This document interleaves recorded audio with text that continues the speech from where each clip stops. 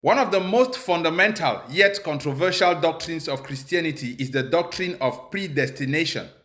Paul talks a lot about this doctrine in the book of Romans chapter 8. The doctrine of predestination postulates that before a man comes into this world, God has already predestined that person unto salvation or unto destruction. That is, before you come into this world, God already knows if you will become a believer or not. So therefore, you have your destiny already planned for you long before you enter this world. Hence, there are vessels of honor and vessels of dishonor according to Christian doctrine. Okay, this sounds beautiful. Now, if the doctrine of predestination is true, then answer these two questions for me. Why should God punish me when He is the one who predestined me unto destruction? So why am I being punished for something I did not have the chance to decide? Because for someone to turn to Jesus Christ, it is not by choice. God is the one who calls you. He is the one who cherry picks people who are going to be saved. And He even predestined them long before they come into this world. So the decision was already made before I came into this world. Why is it my fault? Why should He be angry at me?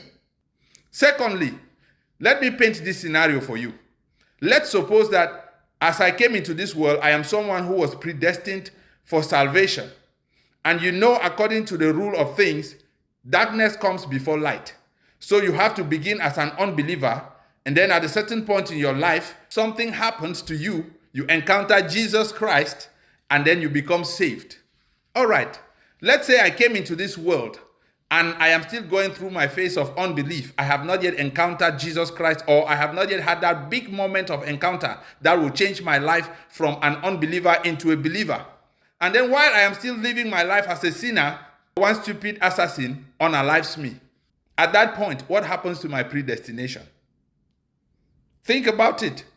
Will God now say, oh, this was a banana that was supposed to ripe. It is only that it was cut down before time, or will I still end up in hell?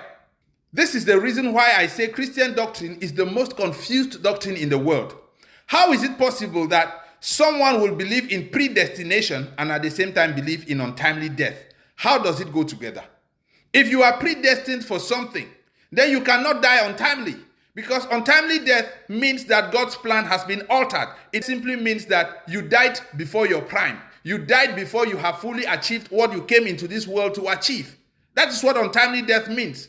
So if I came into this world and God had planned that I am going to be one great evangelist, I am going to serve Him and do great things, as Christians always claim, and something happens that while I'm still 11 years, somebody unalives me, or I have an accident and my life is gone, what happens to that destiny?